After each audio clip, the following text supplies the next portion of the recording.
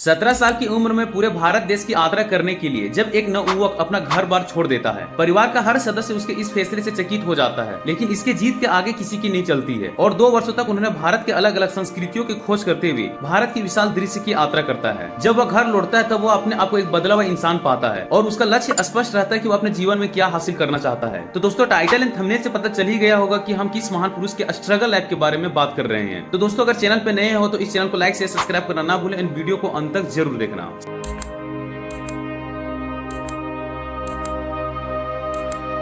17 सितंबर 1950 को उत्तरी गुजरात के एक छोटे से शहर वडनगर में श्री नरेंद्र दामोदर दास मोदी का जन्म हुआ। 6 भाई बहनों में तीसरे नंबर पर नरेंद्र मोदी का बचपन काफी ही अलग स्वभाव के थे। माँ हीराबेन उन्हें प्यार से नरिया बुलाती थी, तो दूसरी ओर वह दोस्तों के बीच एनडी के नाम से फेमस थे। नरेंद्र मोदी का बचपन बेहद ही संघर्षमय रहा है। वह मिट्टी की दीवारों और खपरेल की छत से बने बेहद ही छोटे घर में रहते थे, जिनमें न कोई खिड़की थी और न ही बाथरूम। इनके पिता दामोदर दास मोदी वडनगर रेलवे स्टेशन के सामने चाय बेचते थे। 6 साल की उम्र में ही उन्होंने इस दुकान में अपने पिता के साथ हाथ बटाना शुरू कर दिया। मोदी पढ़ाई से समय निकालकर अपने पिता की मदद करने के लिए दुकान पर पहुंच जाते थे और चाय बेचने में मदद करते थे। किशोरावस्था आते आते तक उनके भीतर देश के लिए कुछ करने का जुनून पैदा हुआ। यही कोई 17 साल की उम्र रही होगी जब नरेंद्र मोदी एक असाधारण निर्णय लेते हैं। उन्होंने घर छोड़कर देश भ्रमण का फैसला किया। परिवार का हर सदस्य इस फैसले से चकित हो जाता है, लेकिन मोदी के जीत के आगे किसी की नहीं चलती है। और घर त्यागने के दिन मां ने नरेंद्र मोदी के लिए विशेष फेस्टिवल पर बनाए जाने वाले मिठाई और मस्तक पर परंपरागत तिलक लगाकर विदा किया। घर छोड़ने के बाद पीएम मोदी ने देश के हर हिस्से में गए, जैसे कि हिमालय में वह गुरुदा चट्टी में ठहरे, जबकि पश्चिम बंगाल के रामकृष्ण आश्रम को ठिकाना बनाया। देश के पूर्वोत्तर हिस्सों में भी गए थे।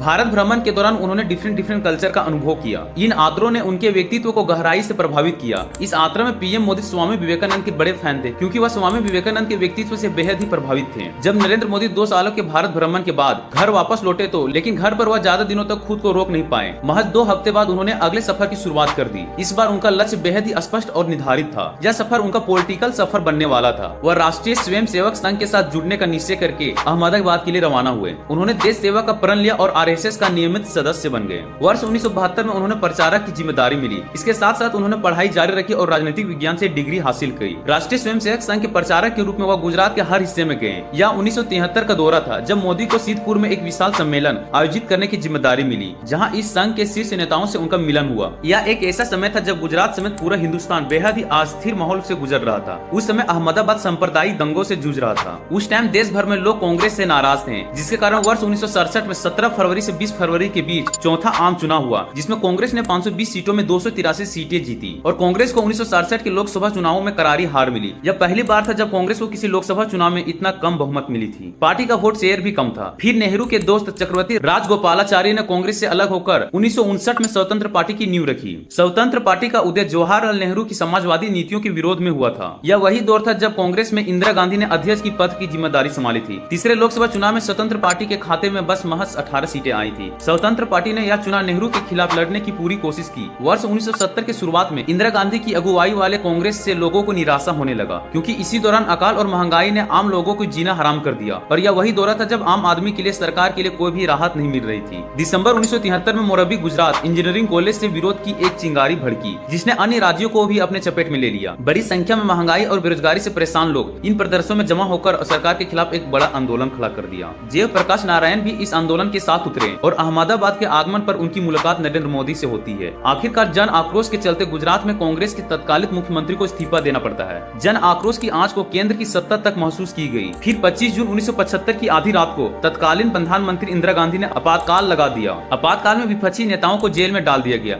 अटल बिहारी वाजपेयी, लाल कृष्ण आडवाणी, जॉर्ज फर्नांडीज, मोरारजी देसाई समेत कई नेताओं को जेल में डाल दिए गए। आपातकाल के दौरान पीएम मोदी ने पर्दे के पीछे रहकर महत्वपूर्ण भूमिकाएं निभाई। वह इस तानाशाही के खिलाफ गठित की गई गुजरात के लोक संघर्ष समिति GLSS के सदस्य थे। बाद में उन्हें महासचिव की जिम्मेदारी दी गई। आखिरकार आपातकाल खत्म हुआ। फिर साल 1977 के संसदीय चुनाव में इंदिरा गांधी की करारी हार हुई। नई जनता पार्टी की सरकार ने जनसंघ नेताओं में अटल बिहारी वाजपेयी, आडवाणी जी को मंत्रिमंडल में महत्वपूर्ण जिम्मेदारी मिली। नरेंद्र मोदी को संगठनात्मक काम की प्रशंसा हुई और उन्हें दिल्ली बुलाया गया। नरेंद्र मोदी संघ के काम में जुटे हुए थे। फिर 1985 में आरएसएस ने नरेंद्र मोदी को भाजपा को सौंप देता है। 1987 तक वह भाजपा में शामिल हो जाते हैं। बाद में वरिष्ठ नेताओं की ओर से मोदी को पार्टी में बड़ी जिम्मेदारियां मिलती गई। पार्टी ने उन्हें 1987 में अहमदाबाद नगर पालिका में बीजेपी के चुनावी अभियान को संचालित करने की जिम्मेदारी सौंपी। इस चुनाव में बीजेपी की बड़ी जीत हुई। परिणाम स्वरूप 1987 में नरेंद्र मोदी को गुजरात इकाई का ऑर्गेनाइजिंग सचिव बनाया गया।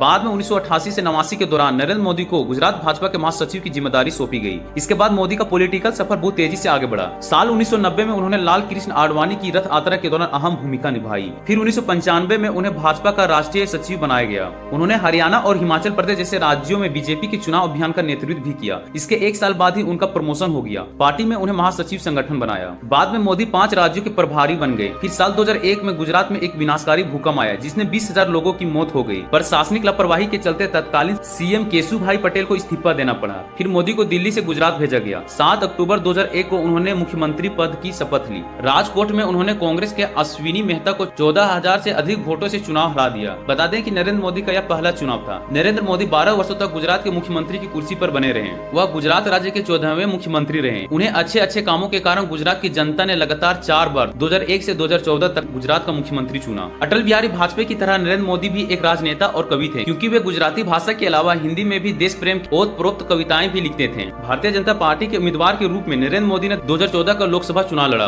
282 सीटें से जीतकर सफलता प्राप्त की। एक सांसद के रूप में उन्होंने उत्तर प्रदेश की सांस्कृतिक नगरी वाराणसी और गुजरात के वडोदरा संसदीय क्षेत्र से चुनाव लड़ा। दोनों जगह से जीत की दर्जा मिली। इसके बाद वर्ष 2019 में भारतीय जनता पार्टी ने उनके नेतृत्व में दोबारा चुनाव लड़ा। इस बार पहले से भी ज्यादा बड़ी जीत हासिल हुई। पार्टी ने कुल 330 सीटें हासिल की थी। भाजपा के समर्थक दलों को कुल 352 सीटें प्राप्त हुई। 30 मई 2019 को शपथ ग्रहण कर नरेंद्र मोदी लगातार भारत की दूसरी प्रधानमंत्री बने। 2019 के आम चुनाव में उनकी पार्टी ने जीत के बाद उनके प्रशासन ने जम्मू और कश्मीर की विशेष राज्य का दर्जा को रद्द कर दिया। साथ ही साथ सिटीजनशिप एक्ट 2019 को भी पेश किया और इस प्रकार एक अच्छे पीएमएन भारतीय होने के कारण देश के बागडोर को संभालते हुए आ रहे हैं और रहेंगे भी, और देश के डेवलपमेंट के लिए अच्छे वर्क किए। इसके लिए हम अलग से वीडियो बना देंगे कि आखिरकार मोदी जी ने अपने प्रशासनिक काल में देश के लिए क्या क्या किए। तो दोस्तों, उम्मीद करता हूँ कि यह वीडियो आपको इन्फॉर्मेटिव